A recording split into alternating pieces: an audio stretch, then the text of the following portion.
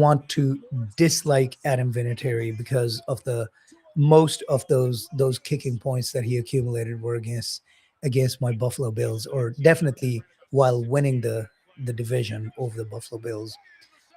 But he had a long, distinguished career, and all those years and Super Bowls and all of that he spent with the Patriots. After that, he went and spent another what 5 6 seasons with the Colts and still excelled. When the great Bill Belichick had decided he could be replaced by who was he? Gostowski, I think Gostowski replaced him as the kicker. But even Yeah. when they thought he was done, he said, "Nah, I got more," and played another high level 5 6 years for the Colts. So good for him. Yeah. Roger Craig, absolutely. Larry Fitz, yeah, man. I mean, No. he was a legend from the get go, right? And Yeah. for so many years, like he jumped right in, not quite like Anquan Bolden did with his rookie year, one of the best rookie years until maybe Justin Jefferson. But Larry Fitzgerald, right off the bat, like we knew when he was playing at Pittsburgh, University of Pittsburgh, that he was going to be a great Sunday addition, and he did not disappoint, and did not disappoint until he retired.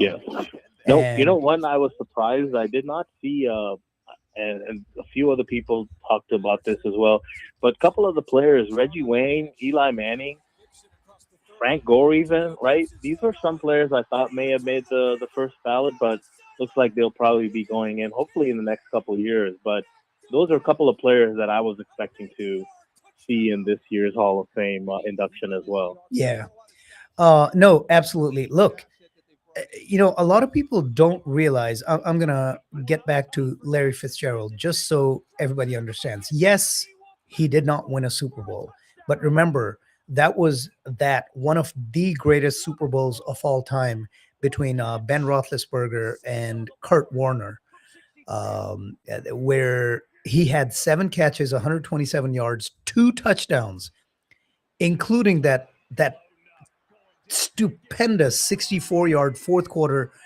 score that put them ahead to win. If it weren't for Ben Roethlisberger and that last second comeback drive to win 27-23, he would have a Super Bowl championship. And I understand we can't say, well, if it weren't for the loss, they would have won. Otherwise, I'd be saying that about the Bills for all four of the Super Bowls, right? Um, but he played a great game in one of the greatest Super Bowls ever, in that 2009 Super Bowl.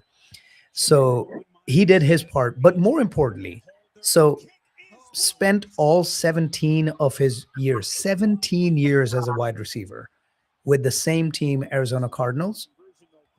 And do you know where he ranks in the NFL history in the all-time catches department? Fitzgerald, he's got to be in Second, the top five, right? second to Second, you know who?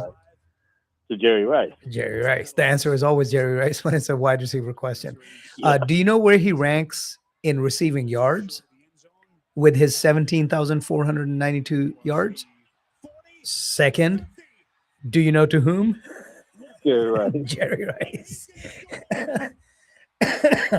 What Jerry Rice has done in this position in this sport is just stupendous. And again, Larry Fitzgerald, 17,492. I think Jerry Rice's are like 21,000 something. It's just 22. 22,000. Yeah. Yeah, 22,895, almost 23. Goodness gracious. Like, Yeah. and this is a guy who came out of, I don't know if I've ever told you, I've been to Jerry Rice's hometown. In Mississippi, right? He's a Mississippi boy. Yeah. Went to Mississippi Valley State. Was Hmm. not supposed to be. Was not highly. I mean, he was doing great things at Mississippi Valley State, but he wasn't highly drafted. He was a flyer, right? Coming from a small college, the 49ers took a chance, and then they I don't know. I think legends grow, and at this point they're saying that you'll hear people say he was close to being cut. I don't think he was close to being cut, but he was definitely a disappointment after the first 4 or 5 games of his career. And then I Mm, think it was that 6th or the 7th game of his. Now, again, I'm going off of not memory, but what I've read, what I've consumed, because it is a little before my time. But yeah, it was that 6th, 7th, 8th game of his rookie year where he had an almost 200-yard game, and he was dropping catches earlier, and it clicked, and that was it. Joe Montana knew he had something special in Jerry Rice, and boy, did he. no one's gonna touch his records, man. I don't see that happening. Unless this turns into a 25 game season, Oh, right? then that shouldn't count. Then I mean, Yeah. it's not fair. It should not. I mean, what he did, and at this sport, this is a grueling sport. This is where, remember, Cooper Cup, the Triple Crown winner and the Super Bowl. I think he got Super Bowl MVP that year when the Rams won. Right? That's right. He was this stud wide receiver, and he's all but out of the league at this point. They gave him away for nothing to their in division rivals, the Seahawks, where he couldn't do anything because he was old, like 31. Right? The wide receiver position, it just doesn't last. Not quite like the running back, but still, the wide receivers are not supposed to do what Jerry Rice did, or even Fitzgerald in this case. 17 seasons. Fitzgerald was lucky that he came out after his freshman year. So I think he was 19 or 20 when he came into the league. He retired at 37. Jerry Rice had to play all 4 seasons at Mississippi Valley State to even be considered to be drafted, and then came into the league and then did this to the league. Yeah. The GOAT. I mean, there's no question at the wide receiver position. The GOAT. I think we have a legitimate argument to say that Jerry Rice, not just probably the best, not probably the best wide receiver of all time. I mean, you could make an argument he's one of the greatest football players of all time. I think. I mean, absolutely, the domination of his position, what he meant to the team, what he meant to the success of the team, meaning the playoffs, what he meant to the hardware that team has, all of that, right? The longevity. And then don't forget, he actually eventually, again, after the 49ers thought that he was done, he went to the Raiders on that team with what was his name?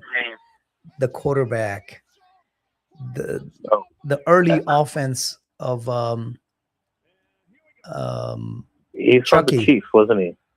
Yeah. He went. So when Chucky was coach there, Gruden, I'm drawing a blank. That one year where he turned this no-name quarterback into a Hall of Famer. Gannon. Yeah. Jerry Rice was there. Tim Brown. Yeah. And he was producing. I mean, I think he was 40 years old and he was wide receiver 1. Yes. So, yeah, he's a phenomenal player. Phenomenal. All right. So let's talk about the Hall of Fame game. It was Larry Fitzgerald's Arizona and Carolina. I was like, who was it? Who did they beat? And it was an exciting game, right? Hold on, I'm trying to pull up the box score because Carson Beck. 30? Yeah, 30-33, wasn't it? It was a close game. Yep. 32-30. It was a last second touchdown. They were they were, I think it was 30-27, and last play of the game they scored a touchdown. So Carson Beck, of course, came out of Georgia, he was early in his season, early in his career, he was looking really, really good. And then he lost Brock Bowers and he lost, um, trying to think, he had a couple of really big name wide receivers. And his junior year wasn't as good. But boy, he looked good in this game. Yeah, he did. And at this point, now that they've shipped off Kyler Murray, and well, I'm sure in the weeks to come, we're going to talk about Kyler Murray. But at this point, after what he showed, I know this is just one game. They're not going anywhere. They're in a rebuild. Should they just go ahead and declare Carson Beck their starting quarterback, or is this too premature? Am I just jumping to conclusions after one Hall of Fame game where he didn't really face the starting defense for Carolina? I think he played really good. I mean, he certainly makes a good point to be the starter, but I mean, we got to go through preseason and see how he does. But no, he had a great couple of snaps and looked really good on his passes. So he certainly would be vying for that number one slot. Who's the other quarterback? Jacoby Brissett. Remember Jacoby Brissett with Jacoby, yeah. with Wilson, who was on 2 of my fantasy football teams. Remember that crazy stretch Wilson had of 14 catches, 160 yards and a touchdown, followed by 16 catches and 170 yards. All of that was being thrown by Jacoby Brissett. Jacoby Brissett, in the second half of last season, was lighting things up. Yeah. And there's no reason to believe. You have to assume that Marvin Harrison in his third year is going to make a leap, Marvin Harrison Jr. And Wilson is still there. He's still got Trey McBride, arguably the best receiving tight end. Maybe Brock Bowers has a hold on it that makes McBride the second. But the volume that he catches from Brissett, I mean, he's Brissett's safety valve. Mm-hmm. He's thrown to him 10, 11, 12, 13 times every freaking game. So with all those weapons, there's no doubt that the same offense we saw at the end of the year is going to be there with Brissett at the helm. Yeah. So they have an incentive to leave this in Brissett's hands. But Brissett's not the future, and you're kind of building for the future. So I don't know. It's a tough, and yeah, I think you make a great point. Let's see how Beck does against NFL defenses in that third preseason game, right? That's going to be the pudding which will hold the proof, because vanilla defenses in a Hall of Fame game with third string backups, right? It's not exactly an indication. Yeah. Plus, they still got, I think, Gardner Minshew is on the depth chart as well. So. The mustache. Yeah, he'll try to steal some spotlight from Carson too. But yeah, it'll be interesting to see how they do in the preseason. I think there's definitely a good chance that Beck moves up to number 2. But you're right. Kobe is going to be the starter most likely. All right. I got to tell our listeners about something real quick, and then I want to come back to football. Something that's in your wheelhouse, in your influence of or circle of interest, I guess. Let's talk about ZN Fashion. Step into a world of elegance and tradition at the ZN Dallas Wedding Expo, going on today. Yes, whether you're planning your dream wedding or looking for inspiration for your next special occasion, join us for a showcase of the finest Pakistani bridal couture and intricate jewelry. Discover the latest trends with amazing designs and connect with the best vendors in the industry, all in one place. This is taking place today. Started about 55 minutes ago from 11 a.m. until 9 p.m. at the Dallas Plano Marriott, 7121 Bishop Road in Plano. We'll look forward to welcoming you to an unforgettable day of celebration and style. Free admission and free parking. You really, really have no excuses. For stall booking, It's too late. It's happening right now. For exhibition information, it's too late. You can try calling 630-776-9407. But I'm telling you, started 56 minutes ago now. You need to head on over there. Dallas Plano Marriott, going on right now until 9 p.m. The ZN Fashions Wedding Expo. All right, let's get back to the game of football. And you, Manny from Kansas City, you know where I'm going. What's the deal? What's the deal with the Chiefs? How is Patrick Mahomes looking? And are we going to have the Chiefs of old back by week 1, by the middle of the middle of the season, or by the end of the season? Based on how last season went, I think Patrick is itching to get back on the field. We are certainly waiting to see how this preseason folds. I'm still a little missed with the the wide receiver situation at Kansas City. We've got our player always, we've got our wide receiver one is always in some kind of legal trouble lately. Yeah. So it'll be interesting to see how the team comes around with preseason games. But no, I think Patrick is very motivated and ready to go, and he looks healthier. I mean, certainly coming back from the injury. So it's gonna be a really good season, hopefully, and Chiefs will be back in the playoff hunt against your Bills there. I mean, look, I think we've gotten to the point, and maybe I've become pessimistic about the Bills, right? I'm surprised to see that they have the second or the third best odds at winning the Super Bowl this year. Obviously, the Rams are by and far. Yeah, I think they're either tied with Seattle for second, or they're right behind Seattle at third, behind LA Rams at the top, and then Seattle, the defending champs, at 2. I mean, at some point, as much as I hate to say this, I'm tired of finding excuses for why the Bills once more didn't advance. If only they could have kept Kelsey from catching that second catch in the 13-second game. If only Bass makes that field goal. If only, but it's just always if only.